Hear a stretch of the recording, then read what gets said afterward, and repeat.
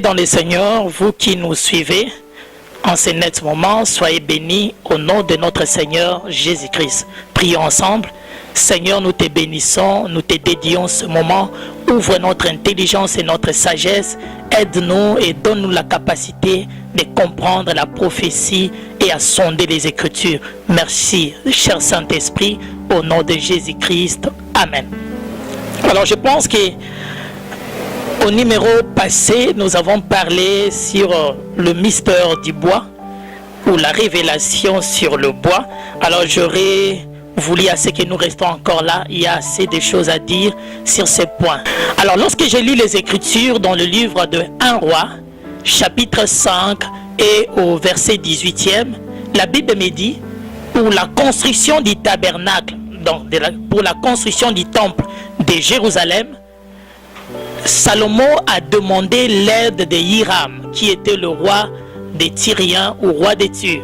Il lui a demandé de lui envoyer le bois de cypre et le bois de cèdre pour la construction du temple de Jérusalem.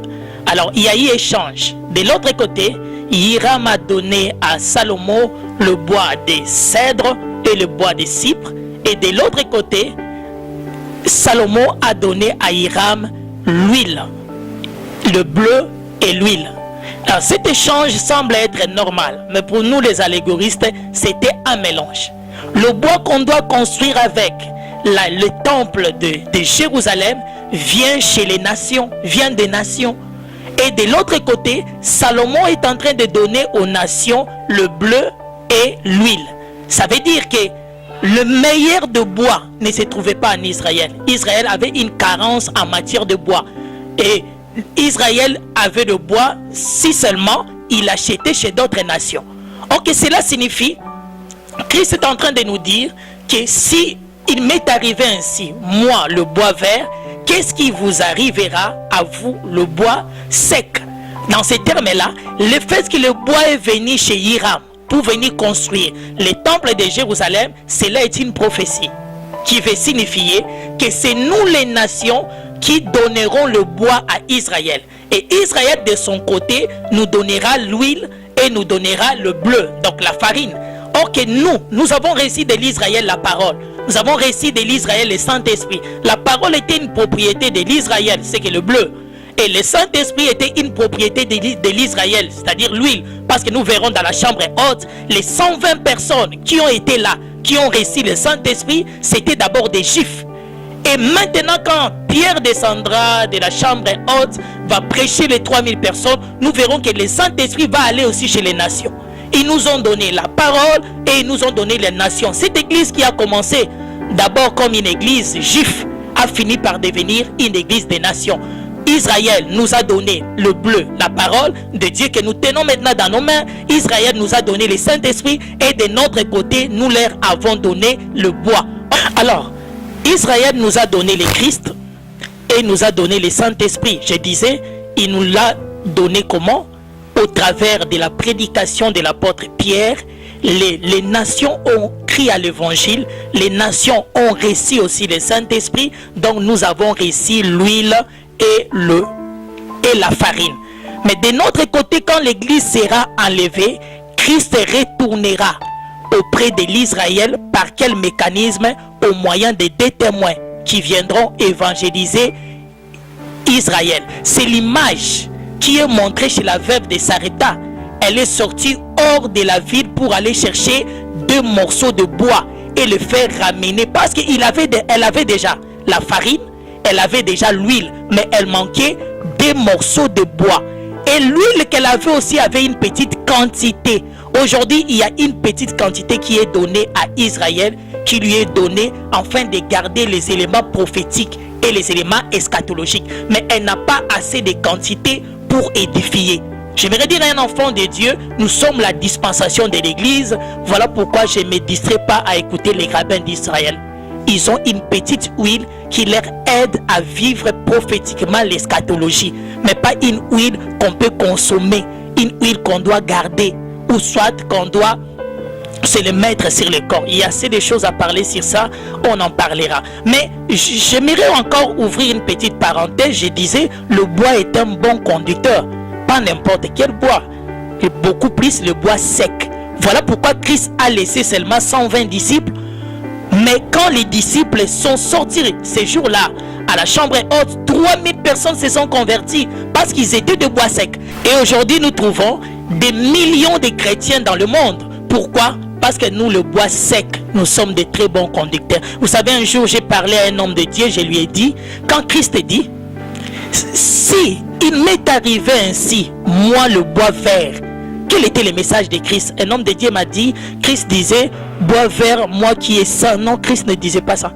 Parce que depuis la maison, le palais de Pilate, quand Christ a mis la croix sur ses épaules, il avait déjà porté les péchés de l'humanité. Il s'identifie comme le bois vert pour dire que je porte les péchés de l'humanité, la sève.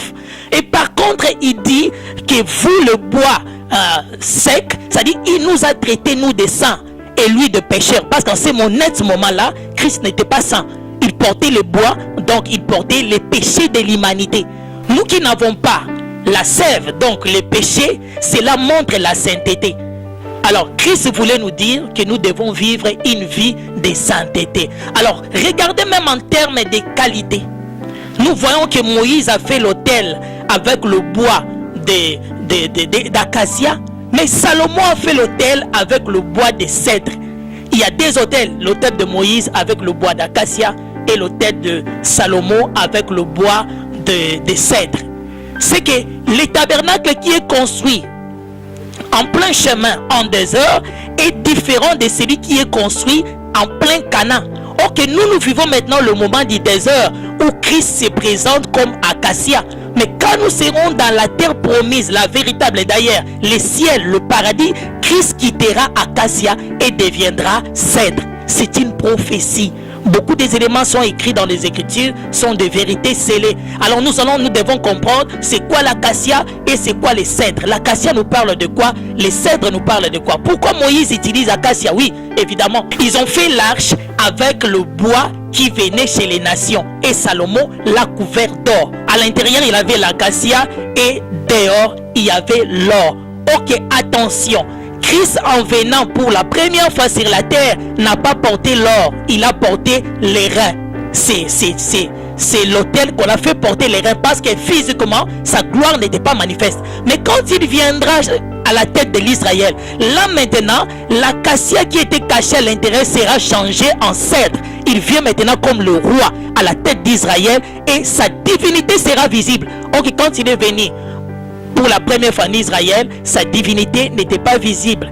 En dehors, c'était le bois qui portait les reins, ou ce que nous appelons le bronze. Mais quand il reviendra en Israël pour la seconde fois, il portera sa divinité, donc l'or. Là, il se présentera comme le chandelier, tel qu'il a montré à l'apôtre Jean. Il se présentera comme la table de point de proposition. Il se présentera comme le tête d'or. Il se présentera comme l'arche de l'alliance. Mais dans sa première manifestation, il s'est présenté rien que comme l'autel et rien que comme la cuve.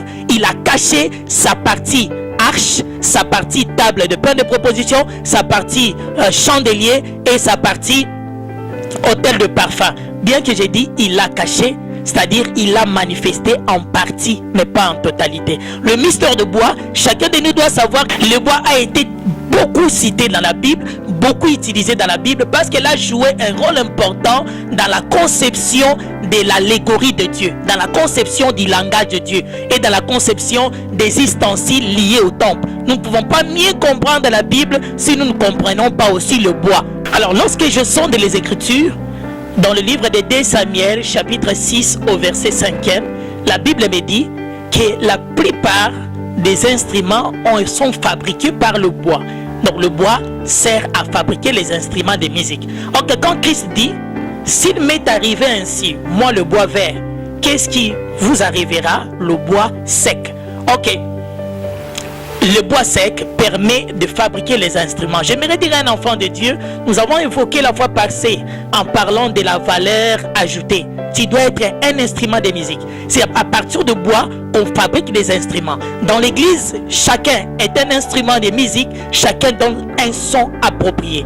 Mais quel que soit l'instrument auquel vous êtes, parce que tu es en bois, quel que soit l'instrument que vous êtes, vous devez produire un son qui vous est propre. Il y a les sons des prophètes, il y a les sons des pasteurs, il y a les sons des évangélistes. Ça, c'est un son doctoral. Voilà pourquoi souvent les docteurs sont considérés comme les fous, sont considérés comme des personnes qui disjonctent, tout simplement parce que les gens ne supportent pas un autre langage qui est le leur. Ok, c'est dans la diversité que vient l'harmonie.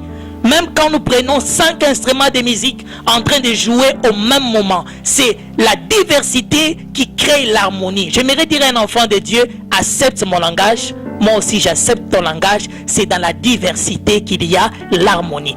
Ok, ne permets pas que nous soyons tous des guitares. Ne permets pas que nous soyons tous des tables. Parce que là, ça posera un problème. Moi, je dois être une guitare. Toi, tu dois être... Je ne sais pas, la lyre, l'autre doit être, je ne sais pas, n'importe quel instrument. Et ensemble, nous allons former de l'harmonie. C'est avec le bois qu'on fabrique les instruments de musique qui va donner les sons.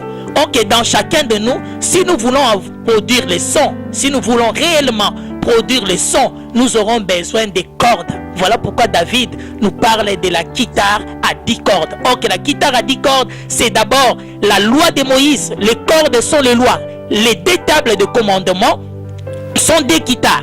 L'autre guitare a 5 cordes et l'autre guitare aussi a 5 cordes. Mises ensemble, ça donne 10 cordes. Donc David, la guitare de David, c'était la loi de l'Éternel. J'aimerais à ce que tu fasses de la loi de l'Éternel ta guitare. J'aimerais que tu fasses de la parole de l'Éternel ton instrument préféré. La guitare à 10 cordes ne parle que de la loi de Moïse. Alors j'aimerais dire à un enfant de Dieu, lorsque vous voyez les 10 commandements que l'Éternel a donnés à Moïse, elles sont écrites sur 2 tables de commandement. Sur les 2 tables, il est écrit 5 lois et 5 lois. Tous les 10 lois forment ce qu'on appelle la guitare de David.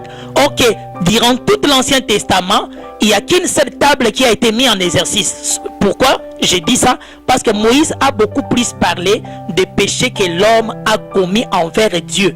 Mais tandis que quand Christ vient pour compléter la loi, les 5 cordes restants, Christ a beaucoup plus parlé sur le péché que l'homme a commis envers son prochain. C'est ça même la notion de la croix. Il est venu ajouter, compléter le vide que Moïse avait laissé. J'aimerais te dire, bien-aimé dans le Seigneur, tu es quelle forme d'instrument dans la main de l'Éternel?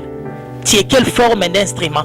Les autres sont des litres, les autres sont des guitares, les autres sont je ne sais quel instrument, mais chacun de nous, en tant que bois, si réellement nous sommes bois, nous devons donner les sons. Nous devons être utilisés comme un instrument de musique. Un instrument qui vient adoucir, un instrument qui vient cajoler, un instrument qui vient révolter, un instrument qui donne la joie. J'aimerais que tu deviennes un instrument dans les mains de l'Éternel. Que Dieu te bénisse.